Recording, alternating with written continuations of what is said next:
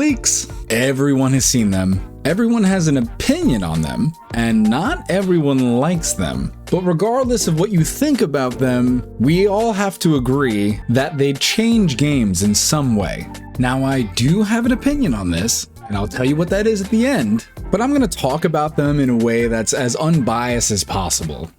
Will I do a good job? I don't know, I'm human. Let's find out, I guess. Now, real quick, I want to differentiate between a spoiler and a leak, because spoilers are not what I'm talking about. A spoiler is information about a character or a story that's already known. It's already been officially released by the source of the content. That's why we spoil the ending to a movie, because the movie's already been out. People have already seen it. You haven't, but that's not because it didn't exist yet. It's just because you haven't gotten around to it, which is why it'd be considered a spoiler if I said that at the end of Avengers, everybody, but a leak is not that. A leak is rumored information, not officially released. So like, it would be a spoiler if I told you what happened to Capitano at the end of the Natlan story, because it's already been out for a while. Anyone can watch it. It's concrete fact. It happens the same way for everybody. It would have only been a leak if prior to the release of the story, I told you the same thing, because no one's experienced it yet. So in the case of this video, I'm going to be talking about unreleased facts about a story, or mostly about new characters, which I think is especially relevant now for this game because we got a huge Nodecry teaser, which was an official teaser showing you a glimpse of some of the new characters we were going to see in Nodecry. There's been a ton of leaked content about who the characters are going to be, their kits, their elements, their playstyles, and all that stuff. And I know that a lot of people are eager to see what these new characters are about because they look dope as hell. But hopefully in this video today, I'll be able to cover a range of what happens to you, to Genshin, to other gacha games, and to the communities that are around them when you watch leaks. Let's go over some pros first. Number one,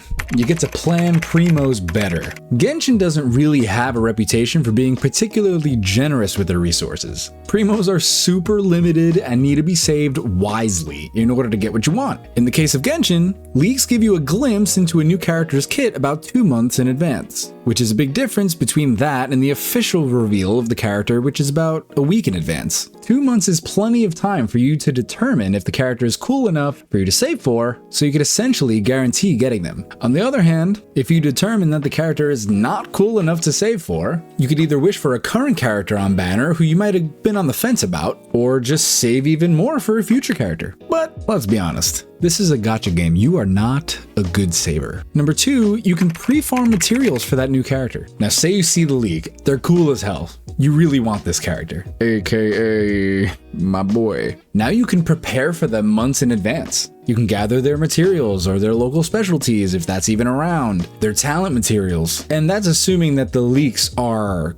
correct, which I'll get into later, but assuming they are, you can get ahead of the ball. Now I'm going to label this as a pro for endgame players only, and let me explain why. Farming largely sucks. Nobody likes it. It's a mindless task that you have to do in order to level up a character so they can become usable. You have to level up the character themselves, which require boss drops and enemy drops and crystals that don't even drop from the boss that you need to beat for the character. What's up with that? You have to attach the right weapon and level that up, which has its own farming. You have to attach the right artifacts, which need the right stats and hopefully good ones, and hopefully you have enough materials to level them to 20. And you need to upgrade talents, which you need enemy drops for, and domains. That's a lot of shite. Farming all of this takes time, resin, and brings you 5% closer to carpal tunnel. And the reason why I say being able to pre-farm a character is a pro for a late game player is because the resources that you need as a late game player to actually level up a character to a usable spot is way higher than it is for a new or mid game player. As a late gamer, you have to get to at least level 80 out of 90, a level 90 weapon, the right set of artifacts, all level to 20, and at least level 8 talents on their main talent.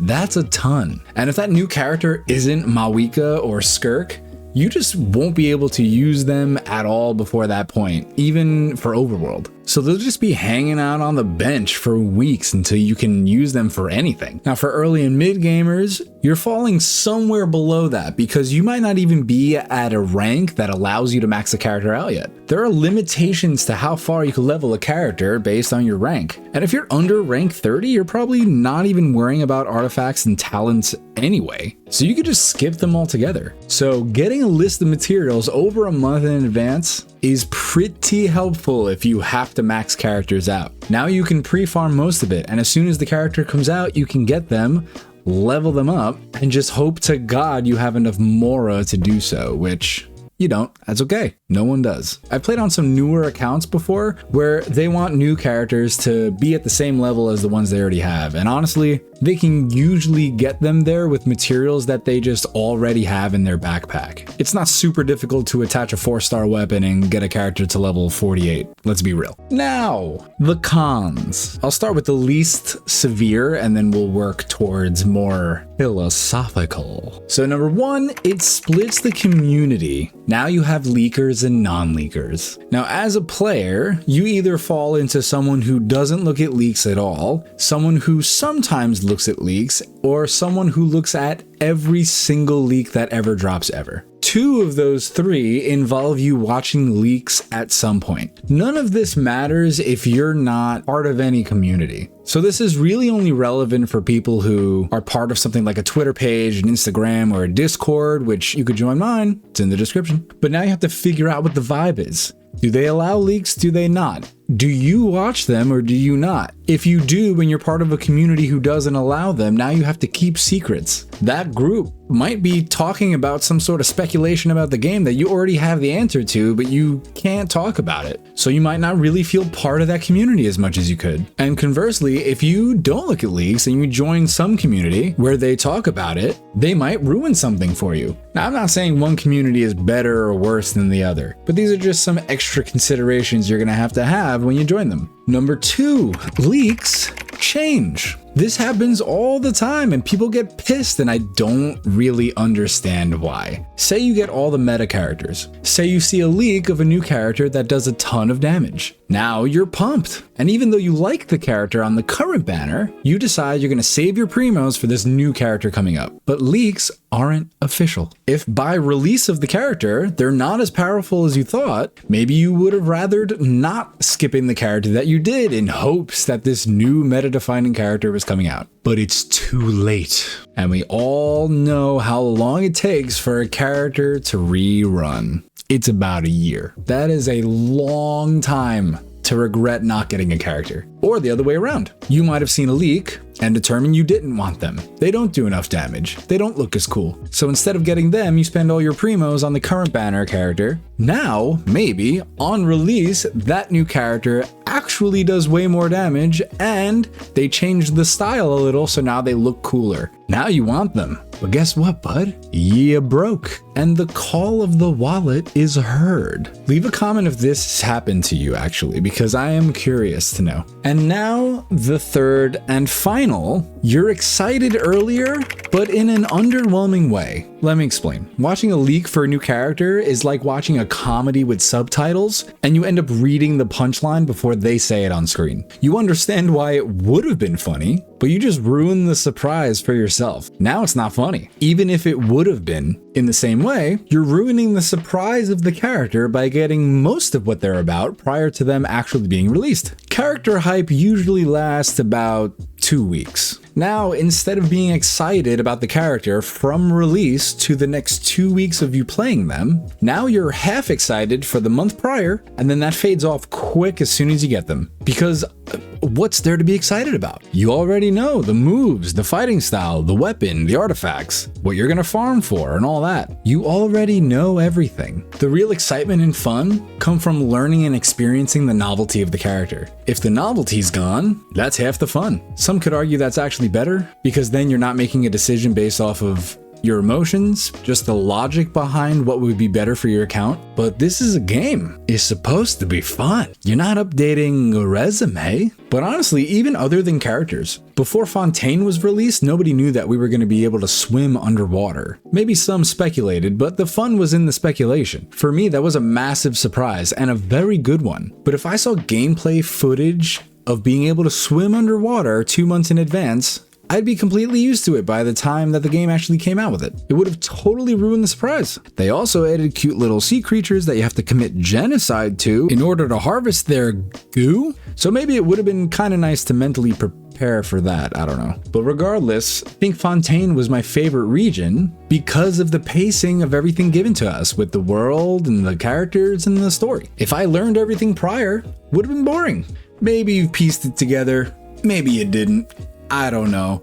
But personally, my opinion, call the plumber, boy, because I think leaks are bad. Leaks remind me of that one child psychology experiment in the 70s. And hear me out, this is a real study from Stanford. Psychologists got a bunch of kids, sat them in a room alone with one marshmallow. They were allowed to eat the marshmallow, but if they waited 15 minutes before eating it, they'd get a second marshmallow. And they found a couple of things. One, if the kids came up with something interesting to do in those 15 minutes, they were much more willing to wait. But if they just sat there, they were much less able to resist the sweet siren call of the schmellow. What they also found was years later, when they followed up with these kids, the ones who waited were less fat and had higher SAT scores. But that's neither here nor there. Watching leaks feels like eating the one marshmallow now. And if we just waited, we could have 2 later, aka the full experience of the new character and their story. Now, I'm not trying to sway you either way. You do what the hell you want. My goal was to lay out the pros and cons so you can make a decision for yourself. But overall, if you follow them, you might be able to spend your resources a bit wiser. If you don't, you might enjoy the game a little more. Weigh them out. But I'm curious to know, do you follow them? What are your opinions? And also, who are you most excited about for the 11 teased characters in Node Cry? Let me know. Drop a like, drop a sub, and see you for the next one. Ciao.